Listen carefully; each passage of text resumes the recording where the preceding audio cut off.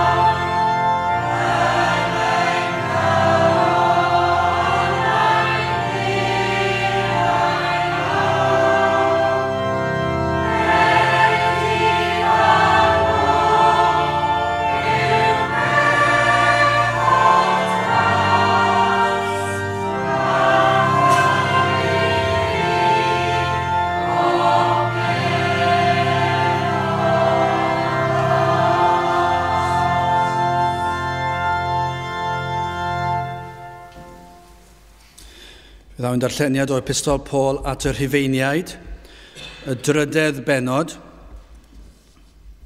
Rhufeiniaid penod 3, gan dechrau'n adnod 19. Rhufeiniaid 3, adnod 19. Ni awyddom hefyd am ba bethau bynnag y mae'r ddeddf yn ei ddywedyd, mae wrth yr rhai sydd dan y ddeddf y mae hi yn ei ddywedyd, fel y ceier pob gennau ac y byddai'r holl fyd dan farn Duw. Am hynny, trwy weithredoedd y ddeddf, ni chyfiawnheir un cnawd yn ei olwg ef, canis trwy'r ddeddf y mae adnabod pechod. Ac yr awr hon yr eglurwyd cyfiawnder Duw heb y ddeddf, wrth gael tystiolaeth gan y ddeddf a'r proffwydi, sef cyfiawnder Duw, yr hwn sydd trwy ffydd Iesu Grist, i bawb ac ar bawb a gredant, canis nid oes gwahaniaeth. Oblegyd pawb a bechasant, ac ydynt yn ôl am ygoniant Duw. A hwy wedi ei cyfiawnhau yn rhad trwy ei ras ef, trwy'r prynedigedd sydd yng Nghrist Iesu. Yr hwn a osododd Duw yn iawn, trwy ffydd yn ei waed ef, i ddangos ei gyfiawnder ef, trwy faddeuant y pechodau a wneithid o'r blaen, trwy ddioddefgarwch Duw. I ddangos ei gyfiawnder ef y pryd hwn, fel y byddai efe yn gyfiawn ac yn cyfiawnhau y neb sydd o ffydd Iesu. Pa le gan hynny y mae y gorfoledd, efe a geiwyd allan, trwy pa ddeddf, a'i deddf gweithredoedd, nag eithir trwy ddeddf ffydd. Yr ydym ni gan hynny yn cyfrif mae trwy ffydd y cyfiawnheir dyn heb weithredoedd y ddeddf. A'r Iddewon y mae efe yn Dduw yn unig, onid yw i'r cynhedloedd hefyd. Yn wir y mae efe i'r cynhedloedd hefyd, gan mae un Duw sydd, yr hwn a gyfiawnhau'r enweidiad wrth ffydd, a'r dienweidiad trwy ffydd. Wrth hynny, a ydym ni yn gwneithir y ddeddf yn ddi-rym trwy ffydd, na ato Duw, eithir yr ydym yn cadarnhau'r ddeddf. Byddai bendith Duw ar iair sanctaidd ef. Gadewch ni nawr droi at ein harglwydd mewn gweddi.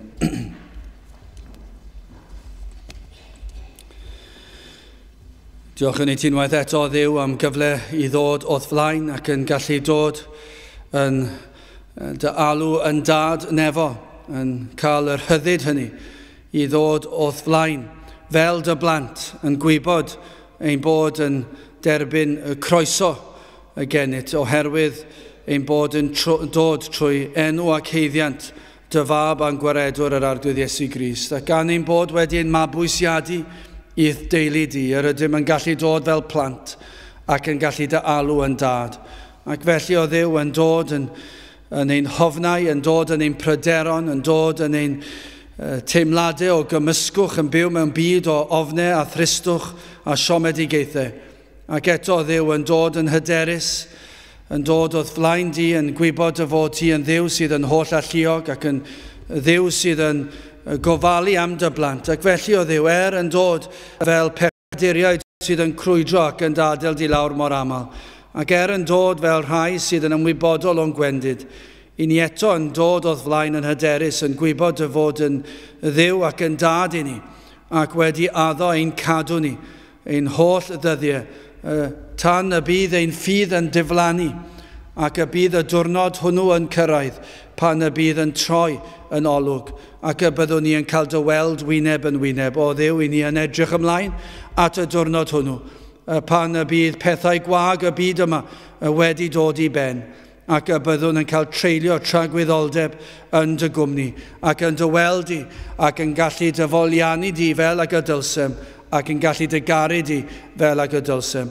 O Dduw, i ni yn gofyn am y flas o'r nefoedd hyd yn oed yma yn ein plith ni y prynhawn hwn. I ni yn gofyn i ti roi tywalliad o ddysbryd glân arnom, y byddwn ni yn gallu profi rhywbeth o'th gwmnïaeth di yma yn ein plith. I ni yn diolch i ti am yr hyn i ni wedi ei brofi yn y gorffennol, ond i ni yn gofyn am fwy ac i ni yn gofyn am tywalliad arnom o Dduw. Nid yn unig arnom ni yma, ond ar hyd a lled o wlad yma, y bydd y bobl yn ymwybodol dy fod ti wedi dod yn ôl un plith ac wedi dod un bendithio Mae llawer I flwyddyn wedi mynd ers I ti ymweld ar wlad hon, ond I ni yn gofyn o Dduw. Na fydd amser hir arall yn ein gwynebu ni, ond y byddwn ni yn gallu profi hyn hyd yn oed heddiw. O Ddew'r hoff fydd I ni ddisgwyl, I ni'n gweddio y bydd pob yr un ohonom yn galw arna ti trwy gydol yr oedfa hon, trwy gydol y dydd yma, y byddwn ni yn galw arna ti I ddod I lawr ein plith, ar ei ti I weithio yn rymus yn ein plith ni, ar ei ti ddod ac I ddangos dy hun, ac y bydd pob yr un yn ymwybodol, hyd yn oed yr rhai nad ydynt yn eiddo I ti, y bydd y bresenoldeb cymaint, y bydd yn peri dychryn arnyn nhw, y bydd na ofn, y bydd na sanctaidd ofn yn dod trostynt, ac na fyddant yn gallu gwneud dim byd ond plygu o'r flaen mewn edifeirwch a ffydd. O Dduw, gwna y pethau hyn fel y bydd y enw di yn cael ei ddyrchafu unwaith eto yn y wlad hon. O Dduw, I ni yn tristau wrth weld y wlad hon, gwlad yr ydym yn ei charu cymaint, I ni yn ddiolchgar am hanes ein gwlad, ac yn mwynhau clywed am flynyddoedd a fi yn hanes ein gwlad. Ac wrth I ni deithio trwy ein gwlad, I ni yn mwynhau teithio trwy prydferthwch ein gwlad, ac yn wrth gwrdda y Cymru sydd yn byw yma, phobl sydd yn trigo yn ein gwlad ni, I ni'n mwynhau cwmniaeth ein pobl ni. Ond o Dduw, mae ein gwlad ni wedi troi cefn arna ti, ac mae hyn yn tristau ni, ac I ni yn gofyn I ti, beidio delio ni yn ôl ein heiddiant, ond y bydde di yn trigarhau wrthym, ac y bydd y wlad hon yn dod oddi wrth ei ffyrdd pechadurus, ac y byddant yn troi at y ti. O Dduw, dim ond ti sydd yn gallu gwneud y gwaith yma, ac felly ni yn gofyn I ti ei wneud bydde ti yn helpu ni fod yn ffyddlon yn yr hyn yr wyt ti wedi rhoi I ni ei wneud, ond I ni yn gwybod o Dduw nad oes dim gallwn ni wneud I draws newid unrhyw beth, ond os wyt ti ar waith, yna mae'r amhosibl yn bosib. Felly tyrd a trigarha a gweithio a presenola dy hun yma yn ein plith ni nawr. Bendithio ni a nertha ni yn ein addoliad. I ni'n gofyn hyn oll trwy enw ac heiddiant ein harglwydd Iesu Grist. Amen.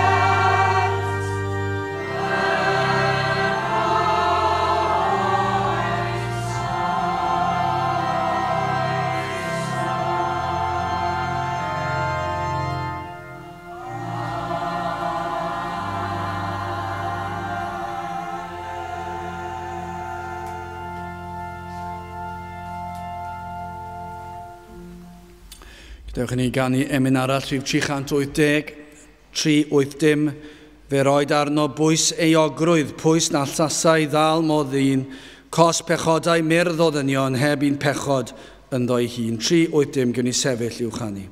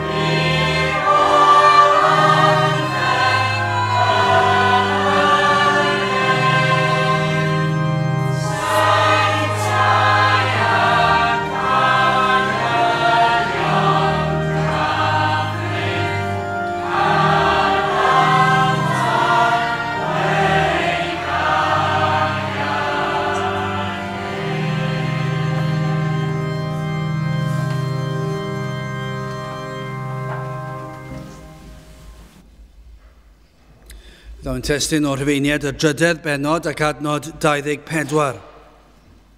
Rhufeiniaid penod 3 ac adnod 24. A hwy wedi ei cyfiawnhau yn yr rhad trwy ei ras ef trwy'r prynedigaeth sydd yng Nghrist Iesu. Nawr wrth wrando ar dystiolaethau pobl, hynny yw, os ydych chi wedi cael y profiad o wrando ar sut y mae pobl wedi dod i gredu yn yr arglwydd Iesu Grist, wedi dod yn Gristnogion, neu wedi darllen am eu hanes nhw, mi fyddwch chi'n clywed amryw o ddisgrifiadau o fywydau gwahanol. Digwyddiadau gwahanol yn dod ar draws pob un. Petai pob un yma heddi sydd yn blant i Dduw yn rhoi hanes i chi ar y ffordd y deithon nhw i gredu, ac yn rhoi yn yr hanes chydig bach o hanes eu bywydau nhw. Hynny yw, eu magwraeth, pinau bod nhw wedi cael eu magu ar aelwyd Gristnogol, neu bod nhw wedi cael eu magu ar aelwyd sydd wedi anwybyddu Duw yn llwyr. Mae'r mwyafrif o bobl heddi yng Nghymru wedi cael eu magu ar aelwydydd di-gred yn llwyr. Dim hyd yn oed wedi bod i gapel erioed. Byddai fe'n ddiddorol i ffeindio mas beth yw'r ystadegau o bobl yng Nghymru heddi, falle yn eu 50au neu 60au o ddim lan i 60. Faint o'r reini sydd erioed wedi bod mewn capel ar wahân i falle trip ysgol. A bys ni'n tybio y mwyafrif llethol. Ond, petach chi'n gwrando ar hanesion pobl sydd wedi dod i gredu, mi fydd yna rai yn dweud, wel, ges i fy magu ar aelwyd Gristnogol, ond nid gwir Gristnogol. Hynny yw, Gristnogol yn y termau ysgafn o'r gair. Hynny yw, bod nhw'n mynd i'r capel, ac bod nhw'n mynd cadw'r sul efallai, ac yn mynd i'r ysgol sul, ac dyna gyd. Does dim gwir ffydd yno. Traddodiad yw'r cyfon, ac mynd yno, ac yn beth da i fynd, ond eto gyd ddim yn clywed yr efengil, falle pobl crefyddol. I ddweud y gwir, bydde dim lot o wahaniaeth yn rheina, a pobl sy'n mynd i'r eglwys Gatholig, i'r eglwys yn Lloegr, yr eglwys yng Nghymru, i'r mosg, neu'r synagog, neu unrhyw beth arall. Maen nhw'n grefyddol. Yna mae gyda chi'r pobl sydd wir yn blant i Dduw, sydd wedi cael profiad, ac yna mae gyda chi'r mwyafrif llethol yma yn y canol, sydd ddim wedi meddwl am Dduw erioed yn ei bywydau nhw, sydd ddim i dod wedi ystyried bod diwrnod fod o'r neilltu i gadw ar gyfer Dduw, a does dim y gorchmynion y dylsyn ni gadw, does dim byd dylsyn ni fod yn ofalus amdano. Mae'r mwyafrif o bobl yng Nghymru bellach yn drist iawn yn y grŵp hynny. Ond petai chi'n gwrando'r pobl yn rhoi tystiolaeth, mi fyddai gyda chi un o'r grŵp yma sydd yn dod o gapel sydd yn cyhoeddi'r efengil. Mae gyda chi rai yma, falle, sydd yn dweud hanes i bywyd nhw sydd wedi dod o gapel crefyddol, ond eto heb gredu, ac yna mi fyddai tystiolaeth gyda chi o rai sydd wedi dod yn llwyr o'r byd. Ac yn yr adeilad yma nawr, dwi'n meddwl sicr bod gyda ni nifer o bob grŵp o bobl. Mae gyda ni nifer o'r grŵp yma, crefyddol, gwir grefydd, gwir Gristnogion o deuluoedd felly a capeli felly, y rai sydd yn dod o grefydd ffals, bod yn Gristnogaeth, ond crefydd ffals, ac wedi dod i gredu, ac mae gyda chi rai yma heddi sydd wedi dod yn llwyr allan o'r byd. Ac byddai cefndiroedd nhw gyd yn wahanol, ac byddai hanesion nhw wahanol, i personolaethau nhw, eu cefndiroedd nhw, eu diddordebau nhw, y bethau maen nhw'n dda i wneud, pethau dyn nhw ddim yn dda i wneud, a pobl maen nhw wedi cwrdda ar amgylchiadau, yr holl bethau yna, mi fyddai'r ein gyd yn wahanol. Ond mi fyddai rhai pethau yr union yr un peth. Mi fyddai rhai profiadau yn gyffredin i bawb, ac yn adnod 21, reit ar y cychwyn o adnod 21, dyma i chi ddisgrifiad o un o'r pethau hynny, a mae'n dweud, ac yr awr hon. Neu ond yr awr hon. Be mae'n golygu yw, fel hyn, disgrifir yr hyn oedd yn ei gynt, ond dyma beth ydw i nawr. Dyna'r gwahaniaeth. A pob un sy'n Gristnogion yma heddi, mi fydden nhw'n dweud hynny, pinag bod chi gallu droi diwrnod i pryd eitoch chi gredu, neu cyfnod, does dim ots o gwbl. Achos chi dal yn gallu dweud, ac yr awr hon, dyma beth sydd yn wir amdana i, dyma beth oedd yn wir amdana i yn gynt. Mae rhywbeth wedi digwydd i mi.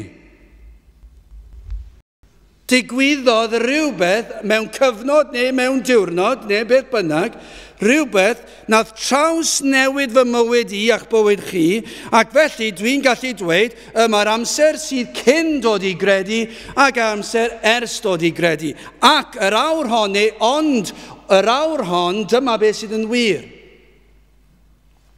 Felly cyn i fi fynd ymhellach, gai ofyn i chi, oes yna ond yr awr hon yn eich bywyd chi, yn eich crefydd chi sydd yn gwybod eich bod chi ddim yn Gristnogion, wel, chi'n gallu dweud, na, does dim byd, chi'n gallu dweud na. Dwi'n credu falle y peryg mwyaf yn hyn yw'r rhai sydd yn mynd i gapel a sydd yn meddwl bod nhw'n neis ac yn dda, ac yn canu'r emynau, ac yn cadw'r pethau, ac yn gwybod i adnodau nhw. A'r holl bethau chi'n dweud yw Cristnogaeth, falle yn ddiaconiaid neu'n henuriaid mewn capel neu wedi bod yn arweinydd ysgol Sul, y pobl yna, gai ofyn i chi, odych chi'n gallu dweud ond yr awr hon?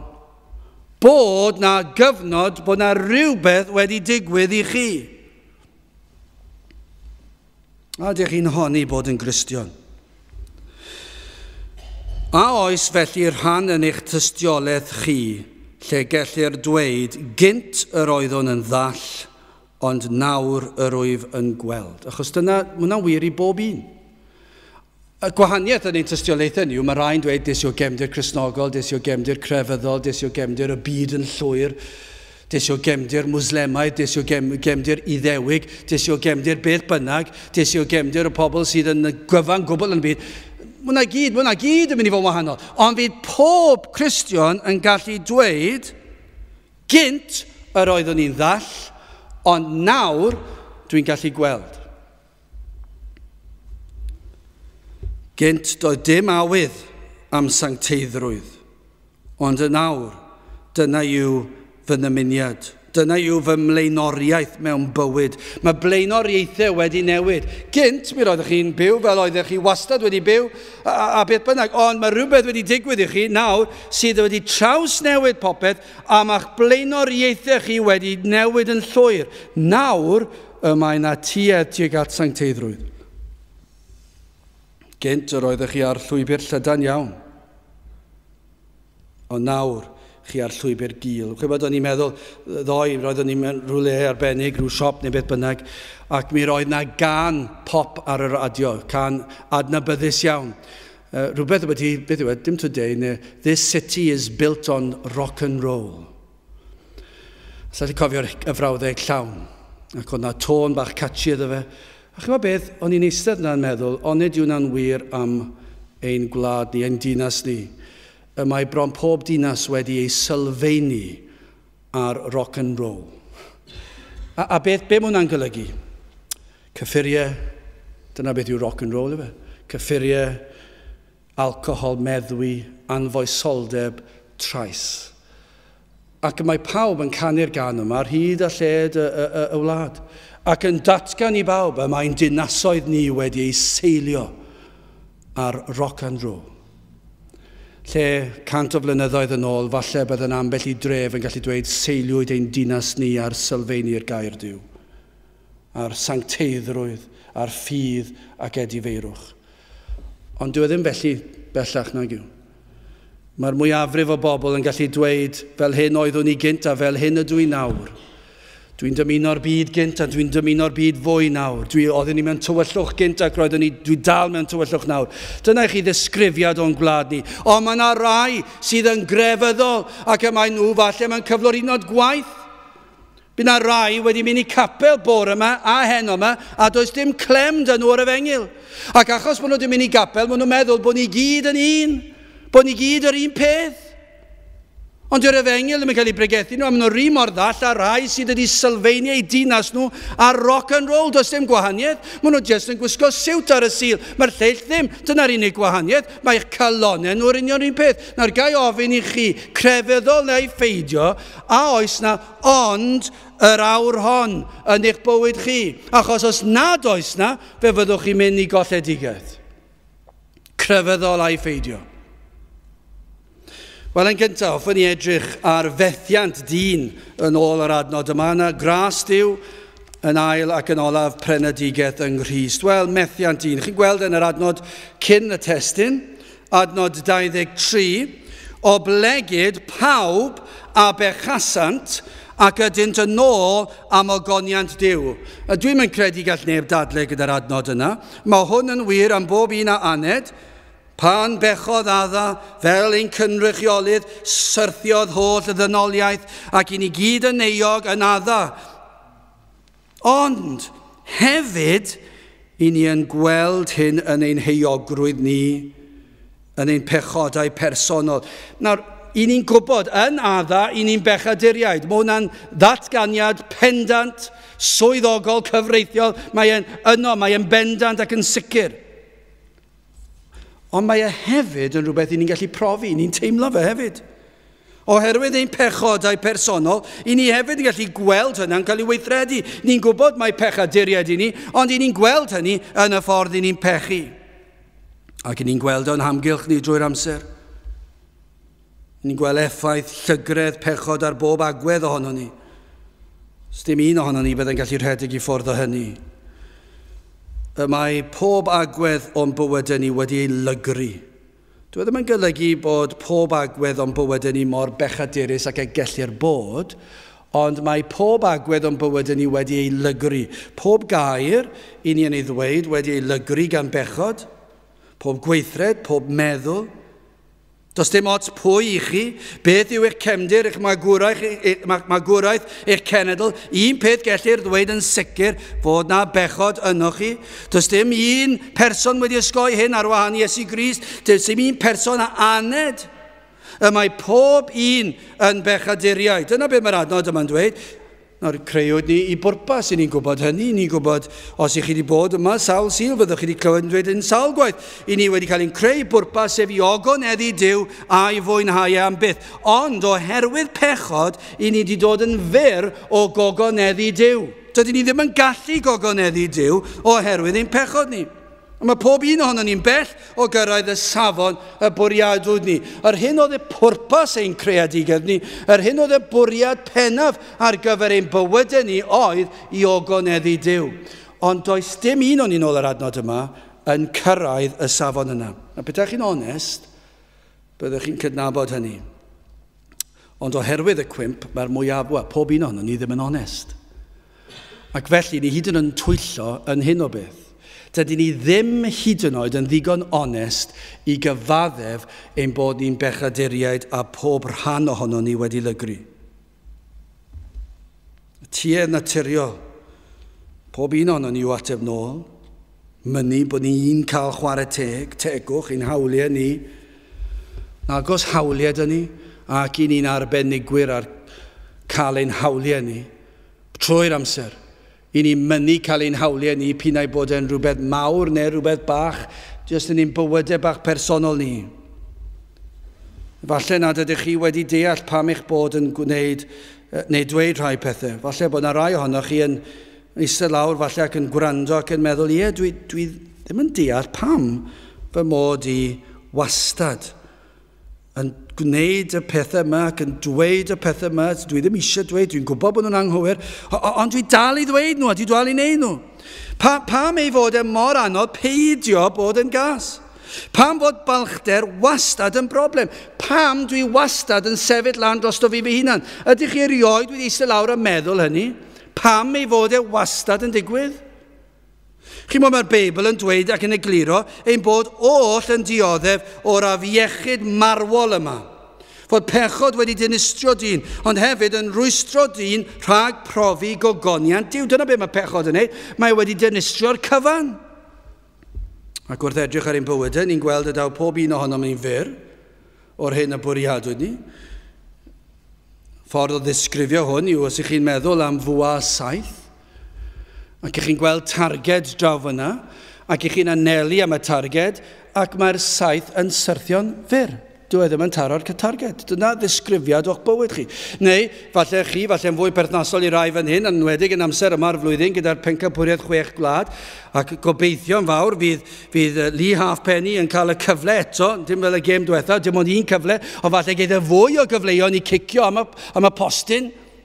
Ond os ydych chi'n cofio'r gêm fi'n credu tawr gêm gynderfynol oedd nerbyn Ffrainc, oedd e'n cicio bellach na'r hanner ffordd i roi Cymru yn yr rownd terfynol cwpan y byd. Ac os ydych chi'n teimlo fel fi, mae dal yn dod â rhyw dristwch mawr drostai. Achos gweld y cic, o'ch chi'n gweld na, chi'n gweld yn rhedeg lan at y bel, ac yn rhoi y fath swmpu'r bel, ac fe ath e lan yn uchel i'r awyr, ac fe syrthiodd e fod feddi'n fyr o'r targed. Ac fe gollodd Cymru. Nid yn unig wnaethon ni ddim ennill, wnaethon ni golli. Nid yn unig colli, ond eithon ni ddim i'r rownd terfynol pencampwriaeth y byd. Dyna beth ddigwyddodd. Oedd e'n fyr. Oedd pawb yng Nghymru yn mynnu'r bêl drosodd, yn chwythu'r bêl drosodd. Bydde pobl yn y dorf wedi bron mynd allan a helpu'r bêl drosodd, ond o'ch chi ddim yn gallu, fe ddath e'n fyr. A dyna beth i chi. A mae'n waith i rai yn o'ch chi, mae rai sydd yn y byd falle, os yw hwn yn gywir i ddweud, mae nhw'n ymdrechu byw i bywyd nhw, ac mae nhw'n dod yn fyr, ond dyn nhw ddim yn mynd dros hanner ffordd, mae nhw'n syrthio'n gyfan gwbl fyr. Och, beth sy'n drist, y rhai sydd yn mynd i gapel. Diaconiaid, henuriaid, pregethwyr Cymru. Ac dyna lle maen nhw wedi rhoi y fath swmp, maen nhw wedi rhoi'r holl ymdrech i fod yn dda, i fod yn grefyddol, i fod yr hyn dylsyn nhw fod yn eu tîb nhw, ac maen nhw'n trio, chi'n be, maen nhw'n syrthio'n fyr. A pam? Achos mae'r Beibl yn dweud wrthyn ni, pawb a ddath yn fyr. Ni wedi dod yn fyr, ni methu cyrraedd. Dwi ddim mor agos a Lee Halfpenny, milimetrau o'r postyn, mae mwyafrif o'n ni'n dod yn fyr o hyd y cae. Dyn ni'n dod yn agos iddo fe. I ni ddim yn dod yn agos at ogoniant Dyw, y safon mae Dyw wedi rhoi, i ni methu cyrraedd unrhyw beth y dylsyn ni fod. Hyd yn oed yn ein crefydd ni, dydyn ni ddim yn dod yn agos at yr hyn dylsyn ni fod. Dydyn ni ddim yn gallu gogoneddu Dyw. Na i fwynhau e. Dyw pobl ddim yn mwynhau presenoldeb Dyw. Mae e'n boring, mae e'n ddiflas, mae e'n ei gwylltio nhw, mae e'n ei ffyrnigo nhw. Pam? Achos mae nhw eisiau pechod. Felly dyn nhw ddim yn gallu gogoneddu Dyw, a dyn nhw ddim yn ei fwynhau e, hyd yn oed pobl crefyddol. Dowch chi a pobl crefyddol mewn i'r oed fel yma, a fydden nhw'n ei gysau e, siwr o fod. A fydden nhw'n cysau ni. Y gymaint ar byd. Dwi ddim yn gwneud sens, ond mae e'n gwneud synwyr yn ysgrythurol, ond yn allanol, dwi ddim yn gwneud synwyr. Mae'r byd yn cysau pethau fel hyn. Wrth gwrs bod nhw, achos maen nhw eisiau pethau brwnt y byd. Ond mae pobl crefyddol yn mynd i cysau math yma beth, achos yr eiliad maen nhw wedi deall beth yn ni'n ei ddweud, mae e'n dangos eu bod nhw wedi dod yn fyr o goniant Dyw. Ac felly, fel dwedes i, nid yn unig ddim ennill y wobr yw e. Neu ddim cyrraedd y safon, ond i ni'n gollwyr. I ni'n fethiant. Salm 4 adnod 2, o feibion dynion, pa hyd y trowch fy ngogoniant yn warth, yr hoffwch wegi ac yr argeisiwch gelwydd. Dyna beth mae salmydd yn dweud, pa mor hir i chi mynd i troi fy ngogoniant i yn warth. Ond dyna yw disgrifiad seiliau dinasoedd Cymru a Phrydain heddi. Ewch i unrhyw ddinas, maen nhw wedi seilio ar rock and roll. Dyna beth sydd yn rheoli'r ddinas.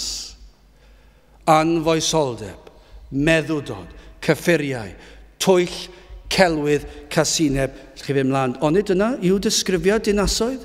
Hyd yn oed y pobl neis, hyd yn oed y pobl parchus, yn gwisgo'i siwtiau mynd i'r gwaith. Ond dyna yw disgrifiad pob un dinas. Pa hyd y trowch fy ngogoniant i yn warth, yr hoffwch wegi ac yr argeisiwch gelwydd. Dyna i ddisgrifiad, pinnau crefyddol a'i pheidio. I ni gyd wedi troi gogoniant Dyw yn warth. Pam? Achos i ni eisiau gogoneddu ni'n hunan. I ni eisiau gogoneddu ni. Dyna yw dyn.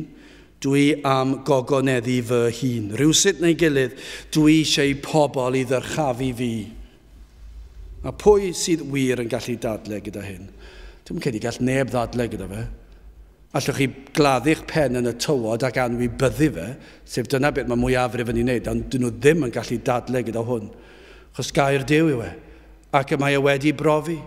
I ni'n ei weld yn omni'n hunan ac i ni'n gweld mewn pobl eraill. Os ych chi'n dweud dwi ddim yn wir, peidwch â siarad dwlu. Dwi wedi gweld yn o fi fy hunan. Dyna beth oeddwn ni. A dyna beth oedd eraill fan hyn. A dyna beth i chi. Y gwahaniaeth yw i chi'n redeg i ffwrdd o'r peth. Ac i chi'n gwadu'r peth. A chi'n claddu'ch pen yn y tywod mwyn cael parhau yn eich pechod.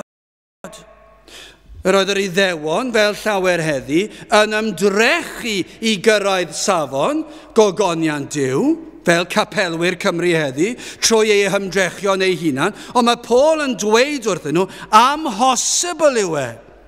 I ni oll yn dod yn fyr o'r safon, Iddewon neu cenedl ddynion, sef unrhyw un sydd ddim yn Iddewon. Mae'n dweud, o blegyd, pawb a bechasant ac ydynt yn ôl am ogoniant Duw. Mae pob un a aned wedi pechu ac yn syrthio'n fyr. Mae credwch i fi, fydd yn fwy o siom na gweld Cymru'n colli yn y rowndiau terfynol cwpan y byd. Oedd hwnna'n siom. Ond pan fyddwch chi'n dod i dragwyddoldeb ac yn gweld bod chi wedi dod yn fyr, fydd y siom yna'n ddim byd o gymharu â hon. Roedd yr Iddewon yn ceisio cyrraedd y nod trwy gadw'r ddedd. Dyna beth o'n nhw'n trio wneud. Adnod 20 am hynny, trwy weithredoedd y ddeddf, ni chyfiawnheir un cnawd yn ei olwg ef, canis trwy'r ddeddf y mae adnabod pechod. Nawr, os ydych chi eisiau cael eich cyfiawnhau, os ydych chi eisiau fod yn gyfiawn ger bron Duw, gai ofyn i chi pam ydych chi yn trio i'w wneud trwy ddod i gapel, darllen y Beibl a bod yn dda. Achos mae gair Duw newydd ddweud, am hynny, trwy weithredoedd y ddeddf, ni, a mae'r gair yna'n bwysig yn diwedd, ni, chyfiawnheir un cnawd yn ei olwg ef. Does dim un cnawd ar wyneb y ddaear yn mynd i cael ei cyfiawnhau yng ngolwg Duw trwy gadw'r ddeddf. Mae Paul yn dweud, mae'n amhosib. Ac eto i gyd, mae Cymru yn arbenigwyr ar hyn. Mae yna ddoethuriaeth i gael i sawl aelod yng Nghymru ar trio cael ei cyfiawnhau trwy cadw'r ddeddf. Ond y peth twp yw, y mae gair Duw yn dweud fedrwch chi ddim. Os chi wedi bod yn bregethwr am 70 o flynyddoedd, os chi wedi bod yn henuriaid am 70 o flynyddoedd, os chi wedi bod yn ddiacon am 70 o flynyddoedd, os chi wedi bod yn arweinydd yr ysgol Sul 70 o flynyddoedd, ni chyfiawnheir un cnawd yn ei olwg ef trwy weithredoedd y ddeddf. Mae'n amhosib. Fedrwn ni ddim cyrraedd y nod trwy wneud gwahanol bethau, bod yn dda. Fedrwn ni ddim fod yn ddigon cyfiawn trwy'n gweithredoedd. Mae Paul am i ni weld ein hanobaith, ein cyflwr pechadurus, mae ein bod yn dod yn fyr, ein methiant llwyr. Allwn ni brofi hyn i chi nawr. Ydych chi erioed wedi trio gwella eich hunan? Ydych chi wedi trio ceisio newid eich ffordd? Ydych chi wedi dod rhyw fore dwi'n mynd i trio fy ngorau heddi i wella fy hun? Gai ofyn i chi ar ddiwedd y dydd sut oeddech chi'n teimlo? Oeddech chi'n teimlo heddwch eich bod wedi llwyddo? Neu a oedd yna awydd pellach nad oedd yn ddigonol ac felly roedd rhaid i chi gwneud mwy? Hynny yw, doedd dim gwir heddwch da chi, oedd yna rhyw aniddigrwydd dal yno yn eich calon bod chi wedi trio gwella. O'r rheswm am hyn yw na fyddwch chi byth yn ddigon da. Gan i fod yn amhosibl. Ni fyddwch chi'n cyrraedd safon cyfiawnder Duw, perfeithrwydd. Petai chi'n gallu ail fyw pob dydd, mae yna rhywbeth, sa'n siŵr yn union ar yr terminoleg fan hyn, sef ifer Groundhog Day neu rhywbeth felly, lle chi'n ail fyw pob dydd, neu rhywbeth felly, sa'n siŵr beth yw e. Ond petai chi'n gallu deffro'n y bore bod chi'n byw y diwrnod yna, unwaith. Ac ath e ddim yn dda iawn. Ac yna chi'n deffro bore nesaf yr un bore yw e. Petai chi'n cael ail byw bob dydd, dim eich bywyd cyfan, jyst un diwrnod. Petai chi'n cael ail fyw bob un diwrnod, 100 o weithiau, a fyddwch chi'n gallu llwyddo i wella safon eich bywyd un diwrnod ar ddiwedd 100 o ymdrechion. 1000 o weithiau te. Pedawn ni roi 1000 o gyfleoedd i chi i wella un diwrnod o'ch bywyd. Nid eich holl bywyd, un diwrnod o'ch bywyd chi. A fyddwch chi'n llwyddo i fyw y diwrnod hwnnw, un diwrnod heb bechod. Nawr, yn allanol fyddwch chi wedi gwella, fyddwch chi falle wedi gallu dod i'r cwrdd, fyddwch chi wedi darllen y Beibl, falle byddwch chi darllen 10 pennod o'r Beibl, falle byddwch chi wedi dweud, rhaid dwi'n mynd i weddio mwy, ac falle ar y diwrnod cyntaf weddio chi am 10 munud, falle erbyn diwedd y 100 o ymdrechion, byddwch chi wedi gweddio am 2 awr. Petai chi wedi gweddio am 23 awr a darllen y Beibl drwyddi draw ac wedi peidio gwneud unrhyw beth ar byd, fyddwch chi dal yn fethiant ac yn bechadurus, achos nid dyna sut y cyfiawnheir un cnawd.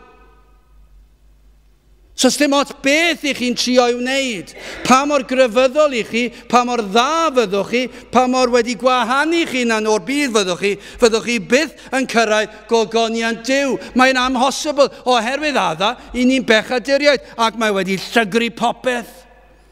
Felly allwn ni ateb fel hyn, petai chi wedi wneud popeth dylsech chi fod i wneud, mi fyddwch chi wedi wneud am y rheswm anghywir. Ac felly mae wedi sbwylo'r cyfan. Byddwch chi wedi wneud mwyn cyfiawnhau eich hun, trwy eich gweithredoedd eich hun, ac felly chi'n bechadurus oherwydd eich balchder. Felly fyddwch chi byth yn llwyddo. Mae'n rhan o natur ni, i ni'n fyr o ogoniant Duw, felly mae'n cyflwr ni'n drienus. Oherwydd ein pechodau mae angen maddeuant, ond hefyd mae angen cyfiawnder, ac i ni'n gweld na allwn gyflawni hyn o gwbl. Dydyn ni ddim yn gallu helpu'n hunan o gwbl. Wel, beth am ras Duw te? A ydych chi wedi dod at y man yna? Ych chi wedi gweld eich anobaith chi? Na fedrwch chi wella chi'n bod i rai falle sydd yn hynach ac sydd wedi byw blynyddoedd yn twyllo ei hunan ac yn yr ymwybyddiaeth bod chi wedi byw eich bywydau gogoneddu eich hun ac i sylweddoli bod yr holl flynyddoedd yn wastraff mae yn deimlad ofnadw. Ac i feddwl bod chi wedi methu gwella eich hun. Fydde argyhoeddiad i bechod fyna falle yn beth anferth. Yn sylwi bod chi wedi byw twyll i chi'ch hunan. Bod chi wedi methu cyrraedd y safon disgwyliedig angenreidiol. Ond i ni ddim yn gallu dweud bod y ddeddf yn ddiwerth, achos adnod 31 wrth hynny, ydym ni yn gwneithio'r ddeddf yn ddi-rym trwy ffydd? Na, to Duw, eithir yr ydym yn cadarnhau'r ddeddf. Yn y lle cyntaf mae'r ddeddf yn bwysig. Mae cyfraith Duw yn bwysig. Pam? I ddangos ein cyflwr ni. A mae'n dangos i chi beth i chi. Peidiwch ceisio cyrraedd y nefoedd trwy bod yn dda, trwy gadw'r ddeddf. Mae'n amhosib dim dyna oedd pwrpas Duw yn rhoi ei ddeddf i ni. Pwrpas y deddf oedd i ddangos i ni ei fod yn amhosibl cyfiawnhau'n hun. Mae'r adnod yma'n datgan gras Duw trwyddi draw. Na beth yw gras? Wel, ffafr, caredigrwydd at un sydd yn gwbl anheiddiannol. Broblem yw, mae'r mwyafrif o bobl yn meddwl bod nhw'n heiddi rhywbeth. Ac felly dydyn nhw ddim yn mynd i brofi gras. Yr rhai sy'n profi'r gras yw'r rhai sydd yn gweld nad ydyn nhw'n heiddi dim. Yn gweld ei twyll, yn gweld ei pechod, yn gweld ei methiant, yn gweld pa mor fyr maen nhw wedi dod o ogoniant Duw, ac dydyn nhw ddim yn heiddi dim byd. Mae gras ar eu cyfer nhw, sef ffafr a charedigrwydd at nhw, at y rhai sydd ddim yn heiddi fe. Dyna yw ein hunig o beth. I ni wedi gweld yn barod, does dim byd arall yn gweithio. Mae'r sefyllfa mor drychinebus, does dim byd arall gall ein helpu ni yn ein sefyllfa ni. Does dim byd i ni'n gallu wneud. Ni methu dibynnu ar ymdrechion, ar deulu, ar gyfeillion. Os ych chi'n gobeithio, byddwch chi'n gallu dibynnu ar eich brodyr, ar eich chwiorydd, neu'ch mamau, neu'ch tadau, neu'ch plant, neu beth bynnag, pan ddaw y dydd ofnadw hwnnw, credwch i fi fydd nhw ddim yn sefyll gyda chi. Ac os unrhyw beth byddwn nhw'n tystio yn eich herbyn chi. Chymod, mae'n achos llys, chi'n cael tystion yn dod ger bron y barnwr. Wel, yr unig beth gewch chi yw hyn. Fe fydd na achos llys, ac fe fydd Crist yn farnwr. Ac fe fyddwch chi'n dweud, wel, fe tries i wella fy hun trwy fy nghyfiawnder fy hun. Ac yna fydd na dystion yn dod ac yn dweud, na, maen nhw wedi methu. Ac fydd eich teulu, fydd eich ffrindiau chi ddim yn gallu helpu chi. Fydden nhw'n dystion i chi eisiau yna. Fydden nhw'n tystion yn eich erbyn chi. Fe fydd popeth yn tystio yn eich erbyn chi. Chi methu dibynnu ar eich cenedl, ar eich Cymreictod i fynd i'r nefoedd, at eich enwad, ond nid yw llawer yng Nghymru yn dibynnu ar ei enwad nhw, annibynwyr neu bedyddwyr neu efengylwyr neu beth bynnag un ni'n digwydd bod. Dydw i ddim yn mynd i ddibynnu ar fynd i'r nefoedd gan fy mod i mewn capel efengylaidd. Dwi hwnna ddim yn mynd i achub neb. Mae hwnna'n mynd i fod yn yr un sefyllfa unrhyw grefydd arall. Dydyn ni ddim yn gallu dibynnu ar neb neu ar ddim byd. Os am gyrraedd y safon, rhaid i rhywbeth ddigwydd oddi allan i ni. Mae rhaid dibynnu ar weithred o ras gan rywun. Dyna ddangosod Duw. Trwy ei ras, ei gariad anheiddiannol, mae e wedi darparu ffordd i'ch helpu chi. Dyna yw gras i ni mewn cyflwr o anobaith llwyr. Ond mae Duw wedi darparu ffordd i'n helpu ni nad ydyn ni'n heiddi fe. Cyhoedda Duw yma i fod yn darparu cyfiawnder ar ein cyfer ni. Adnod 24. A hwy wedi ei cyfiawnhau yn rhad trwy ei ras ef. Rhyn mae Duw yn ei ddweud i fod yn eich cyfiawnhau chi. Fe sydd yn eich cyfiawnhau chi. Nid chi sydd yn ei wneud e. Mae hyn yn amhosibl. Duw sydd yn cyfiawnhau ni. Fe sy'n gwneud y cyfan. Mae'n cynnig gwneud datganiad cyfreithiol, dyna be mae'n gwneud. Mae'n gwneud datganiad eich bod wedi eich cyfiawnhau. I chi wedi trio gwneud e falle, ond yn methu. Ond mae Duw yn dod, fe na i eich cyhoeddi, na'i ddatgan i bawb, mae'r rhain yn gyfiawn. Mae'r cyfan yn anheiddiannol. Does dim byd amdano ni sydd yn ei ddenu ato ni, gras yw'r cyfan. Does dim disgwyl iddo i wneud e. Galle'n gadael ni i ni'n hunan. Does dim rhaid i Dduw i ddangos gras tuag ato ni. I ni'n heiddi barn, i ni'n heiddi cosb. Ond y mae Duw yn ei ras wedi penderfynu'n wahanol. Y mae e'n estyn allan ei law ac y mae e'n datgan ein bod ni'n gyfiawn. Pwysleisio, nid yn unig yn weithred o gariad i'r rhai nad yn ei heiddi, ond hefyd ei fod yn rhad. Petai rhaid i ni dalu'r pris. Petai Duw yn dweud, wel, na i ddarparu ffordd, ond mae rhaid i chi dalu pris. Ond mae'n amhosibl i ni dalu'r pris, mae'r pris yr ryd. Byddwn ni wrthi am dragwyddoldeb yn talu'r pris am ein pechodau, ac wedyn byddwn ni'n mynd i dechrau talu fe. Mae'n amhosibl. Mae'n pwysleisio'r un peth mewn ffordd arall. Y dim y gallwn ni wneud, ond os dim byd sydd rhaid ei wneud. Os dim byd i ni'n gallu wneud, ond os dim rhaid i ni wneud dim byd. Y mae Duw wedi darparu'r cyfan i ni. Y mae'n cynnig eich cyfiawnhau ac hynny yn rhad yn anheiddiannol. Dyna beth mae'n dweud. Mae'n fodlon cyhoeddi eich bod chi'n gyfiawn, a mae'n fodlon gwneud hynny yn rhad ac am ddim. Nad ydych chi'n heiddi fe. Dyna yw'r efengil i chi. Dyna beth i ni'n cyhoeddi. Dydyn ni ddim yn dweud wrthych chi yma sut i fod yn neis, a sut i fod yn garedig, a sut i fod yn foesol, a sut i helpu pobl tlawd y trydydd byd. Mae hwnna gyd yn bwysig. A gobeithio bydd y pethau yna gyd yn dod rhywbryd yn ein bywydau ni, pan mae'r ffydd yn cael ei weithio allan yn ein bywydau ni. Ond nid yna yw'r efengil. Yr efengil yw, Duw yn dweud wrthyn ni, fedrwch chi mo'ch cyfiawnhau eich hunan, ond yr ydw i wedi darparu ffordd gallaf fi eich cyhoeddi eich bod chi'n gyfiawn, a dwi'n gwneud hynny yn rhad ac am ddim, ac nad ydych chi yn ei heiddi fe. Wel, yn fer i orffen, sut mae'n gallu gwneud hyn? Yn drydydd, prenedigaeth yng Nghrist. Mae'r adnod yn esbonio'r cyfan i ni. Adnod 24. A hwy wedi ei cyfiawnhau yn rhad trwy ei ras ef, sut? Trwy'r prenedigaeth sydd yng Nghrist Iesu. Dyw ddim yn gallu datgan ei fod yn ein cyfiawnhau, gan ei fod am wneud hynny. Dyw ddim yn just gallu dweud, yr ydych chi'n gyfiawn achos fi yw Duw a dwi'n eich cyfiawnhau chi. Dyw ddim yn gallu dweud hynny. Mae rai pobl yn dadle, Duw caria Duw, felly gall Dduw ddatgan mae ddeiant i ni ei fod hefyd yn ein cyfiawnhau ni os yw yn dymuno. Ond Duw ddim yn gallu gwneud hynny. Mae'n od i ddweud bod Duw ddim yn gallu gwneud rhywbeth, ond mae'n rhaid i ni ddweud achos mae'n wir.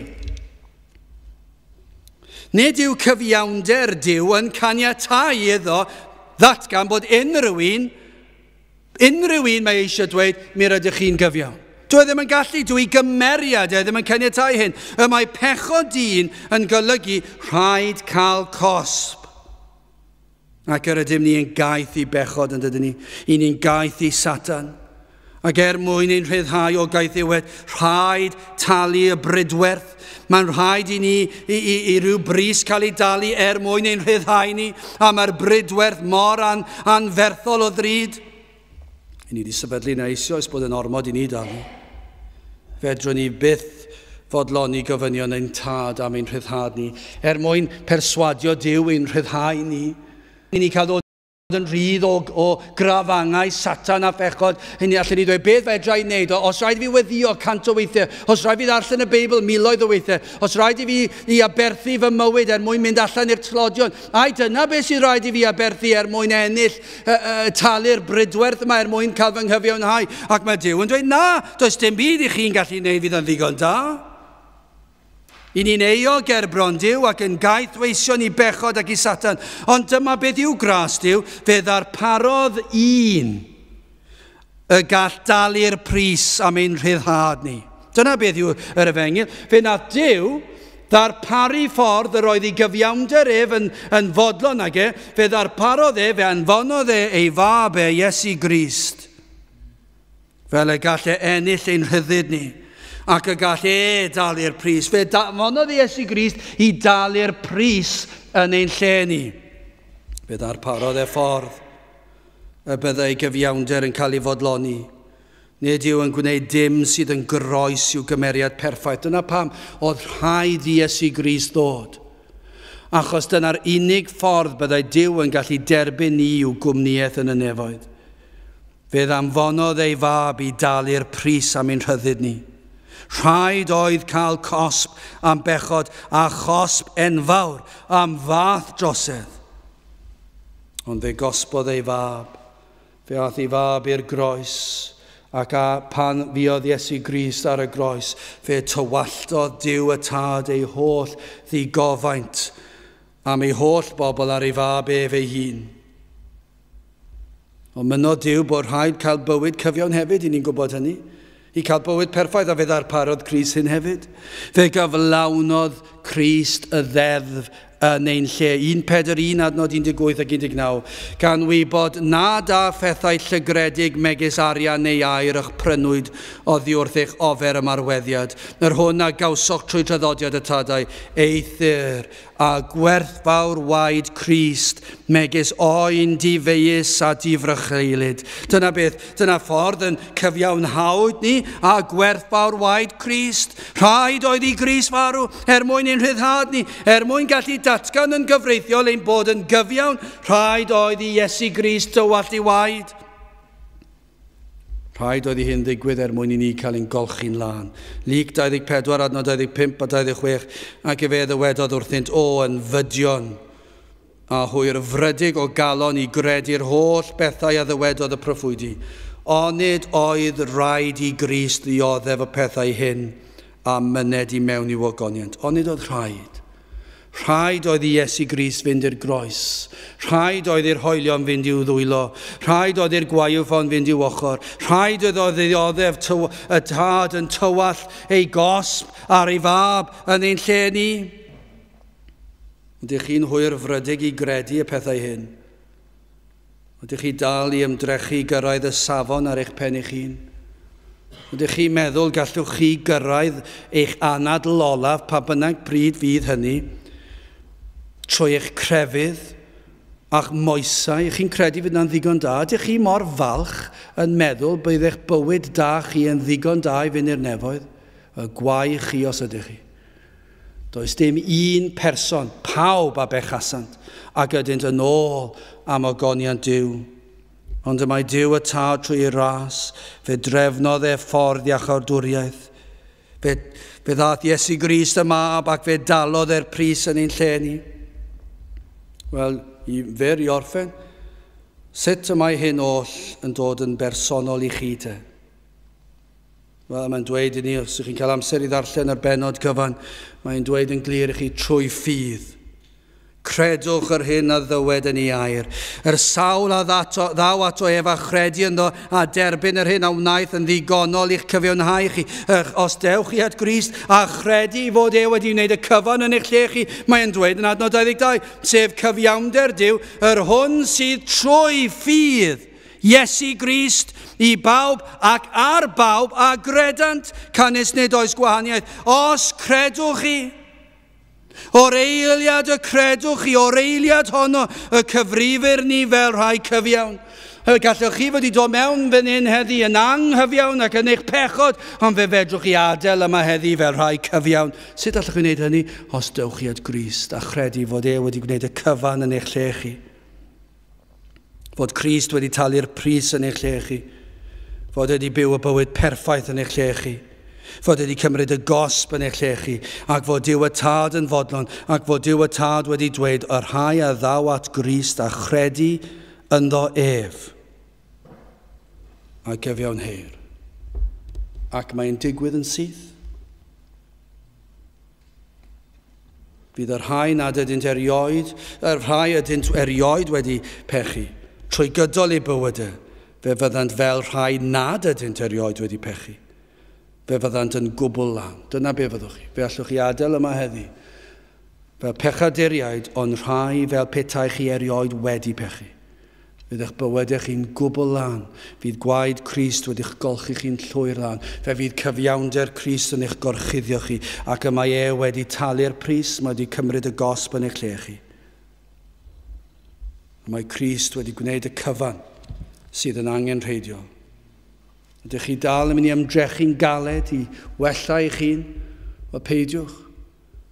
Dewch at Grist a hwy wedi ei cyfiawnhau yn rhad trwy ei ras ef, trwy'r prynedigaeth sydd yng Nghrist Iesu. Gadewch i ni weddio.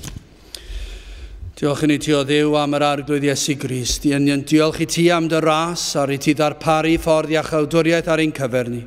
Yn diolch i ti am dy fab yr arglwydd Iesu Grist a ddaeth ac a dalodd y pris yn ein lle ni.